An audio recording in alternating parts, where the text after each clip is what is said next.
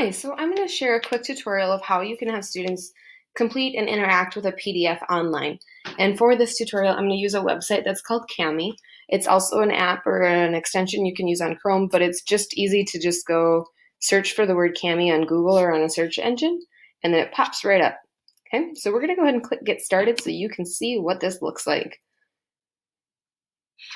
On this first page, it lets you know where you're going to open your file from. So if you are a Google Suite school, you're maybe opening from Google Drive. If you have something saved on your computer, right? There's some other options down here. So I'm going to open it from my computer because I have the file saved that I want from my tutorial the other day.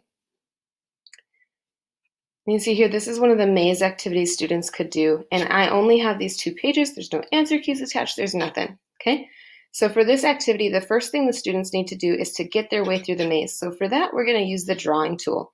Over here on the left, there's tons of different tools the students can use, but there's kind of 2 or 3 main ones the students will go to. So we're going to start with the drawing tool. And you can change how big the brush is. I like it to be pretty big because then visually it's really easy to see. And they can change their colors too. So that again makes it easier to see. And then they would just, draw their way through the maze. And well, I kind of got a little crazy here, so maybe I don't like that. Here's tool number 2 that they might use. It's the eraser. Bye.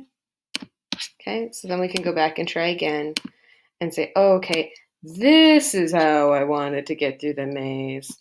Obviously, I'm not really doing the activity right now. I'm just showing you how you can color. And then for the mazes, the second version is a little bit more in depth, and students need to go back and type in their answers or write in their answers for boxes that they don't use. So here is the third tool that your students will probably use most often. It's the text box. You can change the font size. 16 to 18 is a pretty good font size to make it really clear. I'm going to leave it at 16, and you can change the font color. I like them to do red or like blue or purple, something that's really clearly different than everything else that's happening on the page. Let's do blue. And then to do their text box, they're just gonna double click and see now that there's a text box there, and they would just type in their answer, and they'll do that for each one. Okay, so then they have to have the text box selected again, and they can double tap. Oh, okay. So once they have all of their answers done and they're done with both pages, all of that stuff here, up on the top right, there are some saving options. So you can open a new file, share the document, print, save, download. That's just so you can see what the save option is. It is saved in Kami's cloud, which is really nice so that if they, accidentally close their browser, or their Wi-Fi drops, or, problems, it is saved. There's an upload directly to Drive option, which is super nice if you're a Google Suite school, or they can just download it. So let's look at the download option here.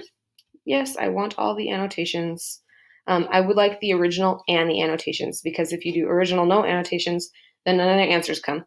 Annotations only, you can't see what their questions were, right? So you want both. I would like all pages. Begin export.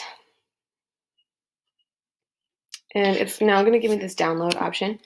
And in my instructions for students, I would tell them to do the naming conventions you usually would have them do. Me personally, I like to have students do last name, first name, because then when I sort the files in order alphabetically by last name, it's the same as my grade book. So to me, that makes it easier. So then I click Save.